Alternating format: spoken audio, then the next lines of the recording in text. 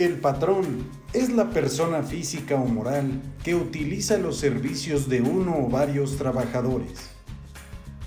Así, es importante mencionar que la Ley del Seguro Social le impone a los patrones determinadas obligaciones que resultan ser ineludibles.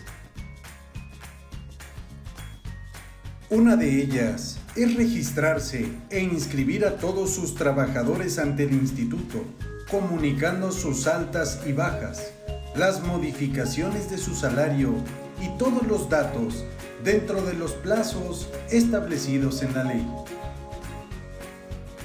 Ello porque el patrón como persona física o moral es retenedor de cuotas obrero-patronales, por lo que debe registrarse ante el instituto para cumplir con sus obligaciones patronales. El trámite puede ser realizado en línea,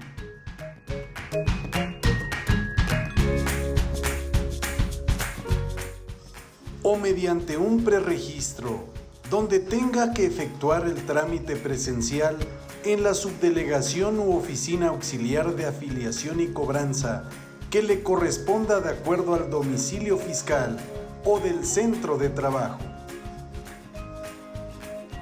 El patrón puede darse de alta en línea utilizando la firma electrónica que le asigne el propio instituto.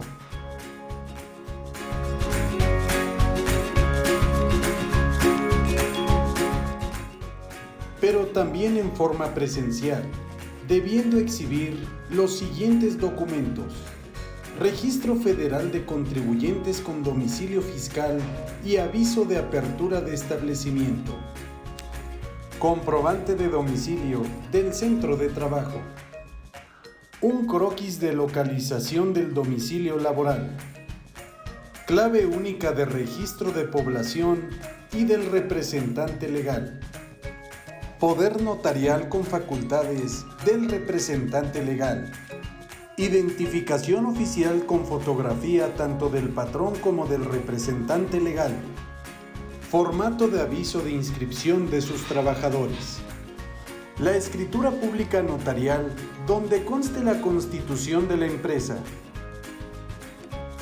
La afiliación del trabajador puede llevarse a cabo a través de la utilización del sistema establecido para tal efecto, y en un plazo no mayor a 5 días hábiles para darlo de alta ante el instituto una vez contratado y por el total de su sueldo.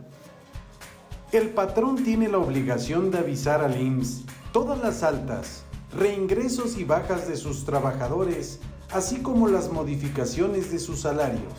Lo puede llevar a cabo en línea o de forma presencial en la subdelegación que controla su registro patronal. Para llevar a cabo ese trámite, es necesario que se proporcione el número patronal de identificación electrónica y la firma electrónica avanzada. La plataforma para llevar a cabo ese trámite es IMSS desde su empresa, ITSE. Lo mismo corresponde por cuanto hace a todos los avisos de modificación salarial. Los avisos de modificación salarial fijo debe de practicarse dentro de los 5 días hábiles contados a partir del día siguiente a la fecha en que cambió el salario. Pero cuando sea variable, durante los primeros 5 días hábiles de los meses de enero, marzo, mayo, julio, septiembre y noviembre. Otras obligaciones patronales son las de llevar registros, nóminas y listas de raya en las que se asiente invariablemente el número de días trabajados y los salarios percibidos por todos los trabajadores, además de los datos que exija la ley y su reglamento. Es obligatorio la conservación de todos estos registros durante los 5 años siguientes al de su fecha. El patrón también debe determinar las cuotas obrero-patronales a su cargo y enterar su importe al instituto. En los recibos de nómina de los trabajadores se desprenden las aportaciones obrero-patronales que se efectúan al instituto. Para los trabajadores inscritos al régimen obligatorio, el instituto les proporcionará 5 diferentes coberturas: seguro de enfermedades y maternidad, de riesgos de trabajo, invalidez y vida, retiro, cesantía en edad avanzada y vejez, y guarderías y prestaciones sociales. Las aportaciones obrero-patronales se efectúan para cubrir las primas de cada uno de estos seguros. Las empresas deben determinar cuál es la clase de riesgo de trabajo que tienen, ya que con base en ello será determinada la prima a pagar. Para tal efecto, deben consultar el artículo 196 del Reglamento de la Ley del Seguro Social en materia de afiliación, clasificación de empresas, recaudación y fiscalización. Para determinar la prima, es importante tomar en cuenta 2 factores: la actividad o giro de la empresa y su siniestralidad. Esas actividades o giros empresariales se comprenden en un catálogo, en el cual están agrupadas 5 categorías o clases, en razón de la mayor o menor peligrosidad a la que están expuestos sus trabajadores. En la clase 1 romana se encuentran las que representan menor riesgo. En contraposición, en la clase 5 romana comprenderá todas las industrias extractivas en las que exista mayor peligrosidad. El control de la siniestralidad de la empresa debe llevarse en forma correcta, ya que de lo contrario podría determinarse en forma incorrecta la prima y esto generar un pago complementario. Ello produce la diferencia en cuotas, más los cargos accesorios y las multas, que pueden ser gravosas para la empresa y constituirse en créditos fiscales. Para calcular la prima de riesgos de trabajo, el artículo 72 de la Ley del Seguro Social impone la siguiente fórmula. El concepto S comprende días de incapacidad por riesgo de trabajo, es decir, los días en los que el trabajador no pudo realizar sus labores por un accidente o enfermedad de trabajo. Esta cifra debe obtenerse sumando los números de días marcados en los certificados de incapacidad expedidos a los trabajadores por riesgos de trabajo. La variable V significa 28 años, que según las estadísticas del instituto es la duración promedio de vida activa de un trabajador que no haya sido víctima de un accidente mortal o de incapacidad permanente total. La variable I se obtiene de la suma de los porcentajes de incapacidades permanentes parciales y totales, divididas entre 100. En caso de contar con dictámenes médicos por incapacidad permanente parcial o total, se sumarán todos los porcentajes, incluso los que provengan de un dictamen por revaluación. La variable D es el número de defunciones y se obtiene al sumar el número de fallecimientos ocurridos o como consecuencia del trabajo. La variable N es el número de trabajadores promedio expuestos al riesgo de trabajo, es decir, los días en los que el trabajador laboró durante el año, a excepción de aquellos que no estuvieron expuestos al riesgo de trabajo como incapacidades y ausentismo. Esta cifra debe dividirse entre 365 días del año para obtener el promedio por día de trabajadores expuestos al riesgo de trabajo. La variable F, que es el factor de prima promedio, Este es una constante que no está definida por la ley. Sin embargo, puede decirse que es una prima promedio para poder cubrir los subsidios y pensiones por riesgos de trabajo en todas las empresas del país. El instituto revisará esta variable cada 3 años para definir si se mantiene o cambia, dependiendo de un promedio general de las empresas del país. Y por último, el factor M, que es la prima mínima de riesgo establecida en el artículo 72 de la Ley del Seguro Social. Como obligación patronal, el patrón debe presentar al instituto la declaración anual de la prima de riesgo durante el mes de febrero del año siguiente, aquel por el que se determine la siniestralidad. Esto significa que si la declaración del ejercicio 2019 se presentó a más tardar el 29 de febrero del 2020, la prima determinada tiene una vigencia del 1 de marzo del 2020 y hasta el 28 de febrero del 2021. Los patrones que están exentos de presentar la declaración anual de la prima de riesgo de trabajo son aquellos que se hayan inscrito al instituto por primera vez en el año 2019, hayan cambiado de clase de riesgo por haber modificado sus actividades empresariales durante ese mismo año o determinen una prima exactamente igual a aquella que estuvo vigente durante 2019.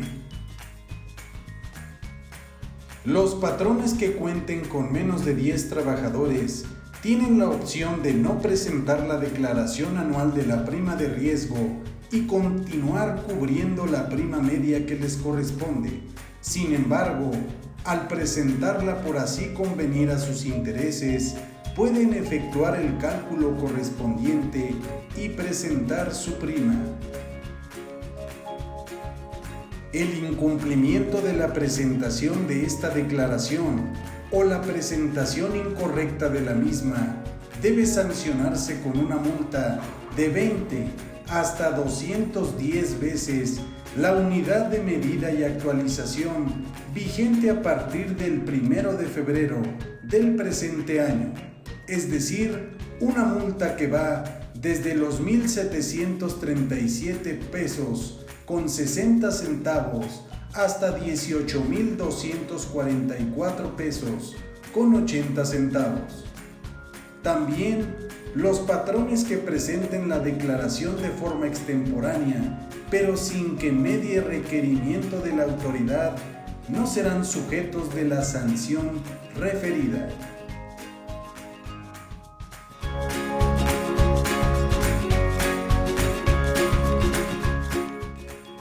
Para la determinación de las aportaciones que corresponden al seguro de enfermedades y maternidad, que cubre también la atención médica, hospitalaria y farmacéutica en caso de enfermedad general o un embarazo, para las prestaciones en especie es necesario pagar una cuota fija que le corresponde al patrón.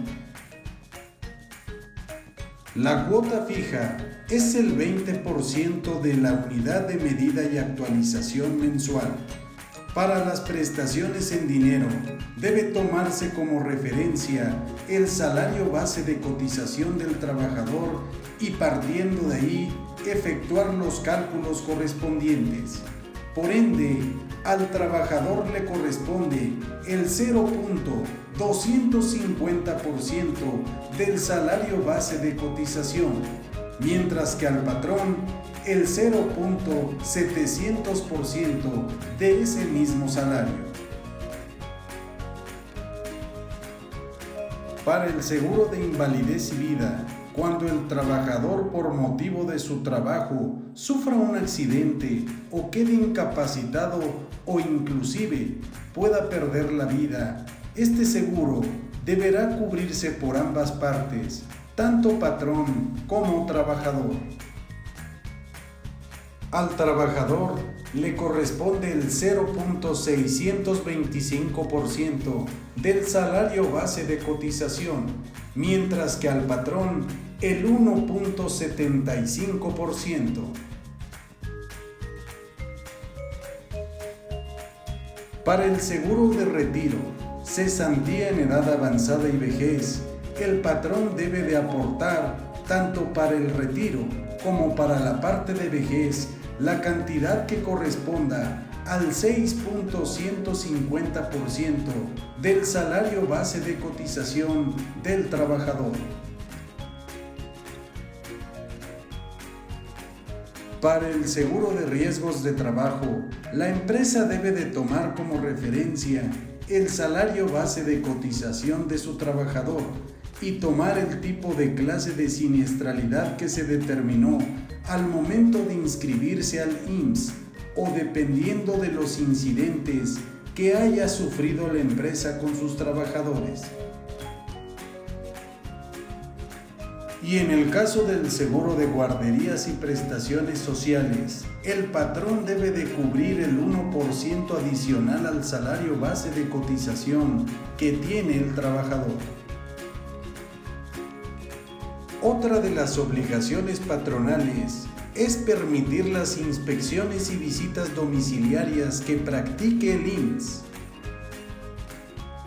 Proporcionarle al instituto todos los elementos necesarios que permitan precisar la existencia, naturaleza y cuantía de las obligaciones patronales. En el caso de patrones que se dediquen en forma permanente o esporádica a la actividad de la construcción, tienen que expedir y entregar a cada trabajador una constancia escrita del número de días trabajados y del salario percibido, ya sea semanal o quincenalmente. Es por ello que deben cubrir las cuotas obrero-patronales, aun en el caso en que no les sea posible determinar a los trabajadores a quienes deben de aplicarse. Igualmente, el patrón debe de cumplir con las obligaciones que le impone la ley en relación con el seguro de retiro, cesantía en edad avanzada y vejez. También debe de expedir y entregar a los trabajadores eventuales de la ciudad o del campo una constancia escrita de los días laborados de acuerdo a lo que establezca el reglamento respectivo. Es importante señalar que en el caso de la construcción, ampliación o reparación de bienes inmuebles y cuando los trabajos se realicen en forma personal por el propietario, está exceptuado del pago de cuotas obrero-patronales.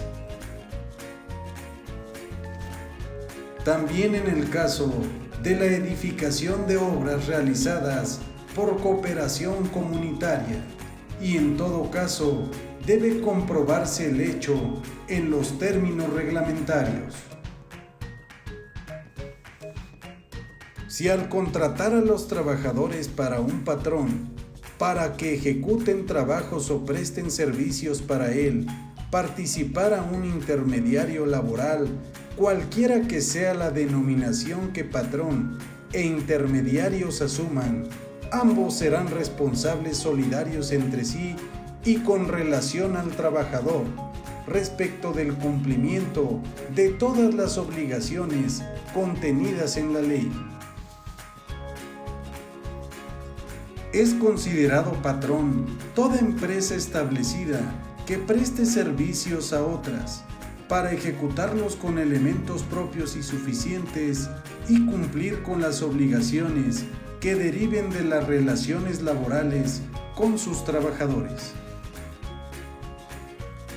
Si el patrón, en mérito de la celebración de un contrato, pone a disposición trabajadores u otros sujetos de aseguramiento para que ejecuten servicios o trabajos acordados bajo la dirección del beneficiario de los mismos, en las instalaciones que éste determine, el beneficiario de los trabajos o servicios asume las obligaciones establecidas en la ley respecto a esos trabajadores, en el supuesto en el que el patrón omita su cumplimiento, siempre y cuando el IMSS notifique previamente al patrón el requerimiento correspondiente y éste no lo atienda.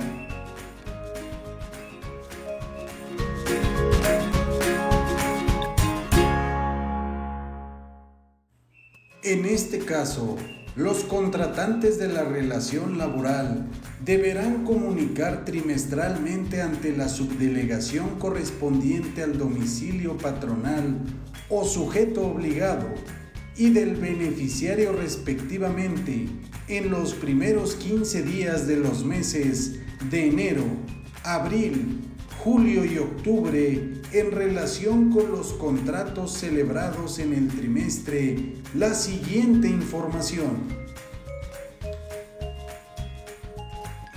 Todos los datos inherentes a las partes contratantes, su nombre, denominación o razón social, tipo de persona moral, objeto social, domicilio social y fiscal, y en su caso también el número del Registro Federal de Contribuyentes y de registro patronal ante el IMSS, los datos de su acta constitutiva, número de escritura, fecha, nombre y número del notario público que dio fe de la misma, número de la notaría y ciudad a la que corresponde, y todos los datos de inscripción en el registro público de la propiedad y del comercio, así como el nombre de los representantes legales de las partes que suscribieron ese contrato. Y del contrato, el objeto, periodo de su vigencia, puestos, categorías o perfiles, indicando si se trata de personal operativo, administrativo o profesional, y el número estimado mensual de trabajadores y otros sujetos de aseguramiento que se pondrán a disposición del beneficiario de los servicios laborales. De esta forma, el patrón tiene que inscribir al instituto a cada uno de los trabajadores utilizando los sistemas de cómputo autorizados para tal efecto. Cuando se ponga a disposición del beneficiario a los trabajadores para prestar sus servicios o ejecutar los trabajos en distintos centros de trabajo ubicados en la circunscripción territorial de más de una subdelegación, el patrón y el beneficiario tendrán que comunicar la información únicamente ante la subdelegación de cuya circunscripción se ubique su domicilio fiscal. El gobierno federal en ningún caso puede ser considerado como un intermediario laboral. Cuando una persona realice en su casa habitación ampliaciones, remodelaciones o la construcción de su propia casa habitación y que de manera esporádica realice ampliaciones o remodelaciones de cualquier tipo de obra, puede celebrar convenio de pago en parcialidades de las cuotas obrero-patronales que resulten a su cargo, desde el momento en que den de alta a los trabajadores y se encarguen de las mismas, individualizando la cuenta del trabajador. Cuando un patrón cuente con un promedio anual de 300 o más trabajadores en el ejercicio fiscal inmediato anterior, se encuentra obligado a dictaminar el cumplimiento de sus obligaciones mediante contador público autorizado. Pero también los patrones pueden optar por dictaminar sus aportaciones al IMSS mediante contador público autorizado en términos del reglamento de la ley. El patrón que presente dictamen no es sujeto de visita domiciliaria por el ejercicio fiscal dictaminado, a menos que ese dictamen se haya presentado con abstención de opinión, con opinión negativa o con salvedades sobre aspectos que a juicio del contador público recaigan en elementos esenciales del dictamen. También porque derivado de la revisión interna del dictamen se determinen diferencias a su cargo y éstas no hayan sido aclaradas ni cubiertas. Cuando el patrón inscriba a sus trabajadores, puede expresar por escrito los motivos en que funde alguna excepción o duda acerca de sus obligaciones sin que ello pueda relevarle de pagar las cuotas que corresponden. El IMSS debe resolver en el plazo de 45 días hábiles, notificándole la resolución que corresponda y, en su caso, proceder a dar de baja al patrón, al trabajador o a ambos, así como a reembolsar de forma correspondiente. Es importante mencionar que la información proporcionada por el patrón para su registro podrá ser analizada por el IMSS para verificar la existencia de los supuestos y requisitos establecidos en la ley.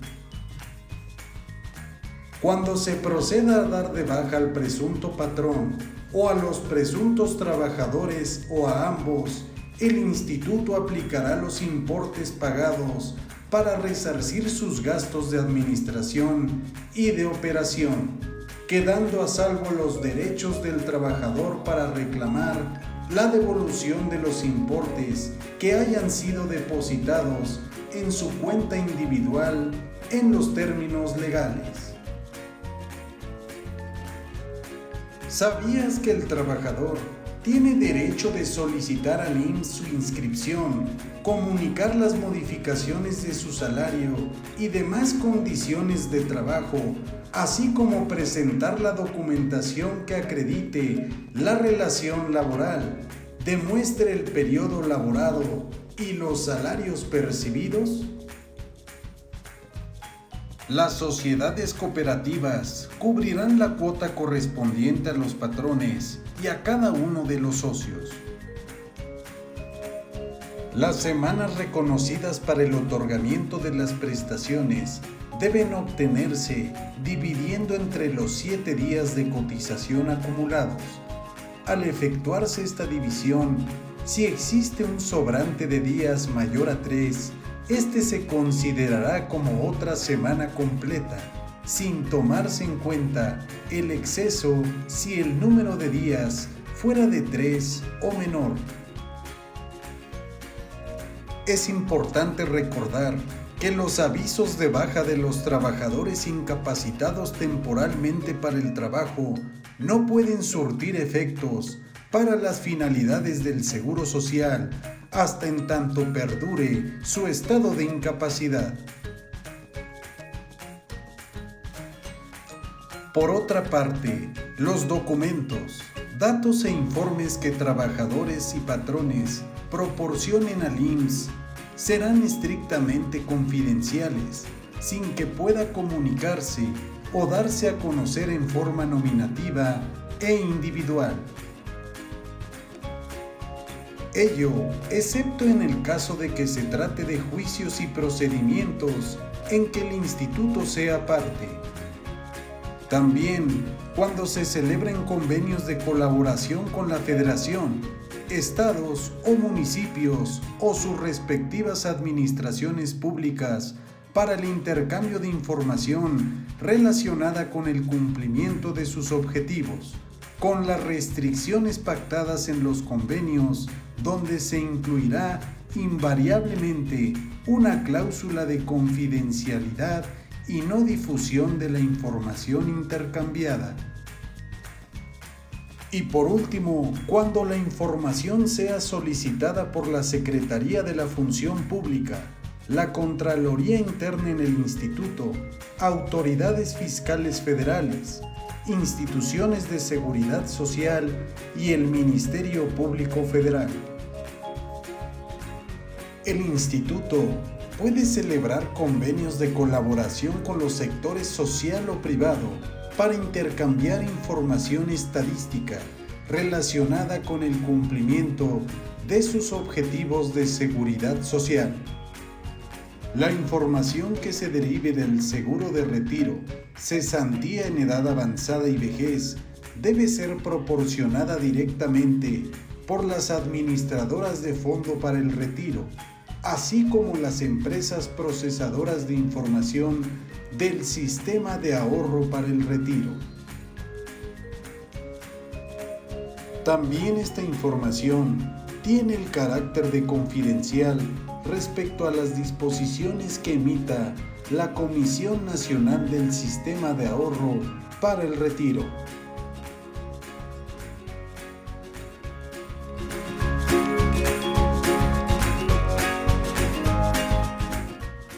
Si un contrato colectivo concede prestaciones inferiores a las otorgadas por la Ley del Seguro Social, el patrón debe pagar al IMSS todos los importes proporcionales a las prestaciones contractuales para satisfacer las diferencias entre estas y las establecidas legalmente.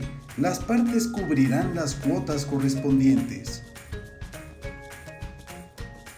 Pero si en esos contratos colectivos se pactan prestaciones iguales a las establecidas por la Ley del Seguro Social, el patrón pagará al instituto íntegramente las cuotas obrero-patronales.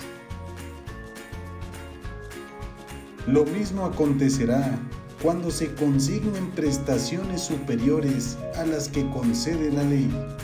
En el caso de prestaciones económicas, el patrón puede contratar con el IMSS los seguros adicionales correspondientes.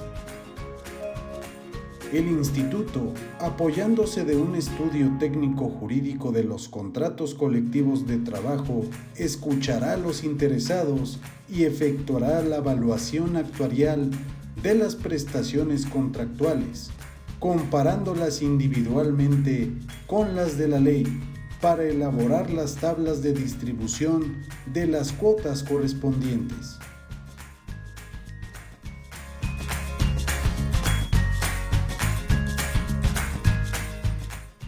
El patrón puede descontar del importe de las prestaciones contractuales que deben cubrir directamente las cuantías correspondientes a las prestaciones de la misma naturaleza otorgadas por el IMSS. De la misma forma, el Estado debe aportar la contribución que corresponda en los términos de la ley, independientemente de la que resulte a cargo del patrón por la evaluación actuarial de su contrato, pagando éste tanto de su propia cuota como la parte de la cuota obrera que le corresponda conforme a esa evaluación. Los patrones, trabajadores y Estado deben aportar una cuota de 1.5% sobre el salario base de cotización para cubrir las prestaciones en especie del seguro de enfermedades y maternidad de los pensionados y sus beneficiarios, en los seguros de riesgos de trabajo, invalidez y vida, así como retiro, cesantía en edad avanzada y vejez. De esa cuota, corresponde al patrón pagar el 1.05%, a los trabajadores el 0.375% y al Estado el 0.075%.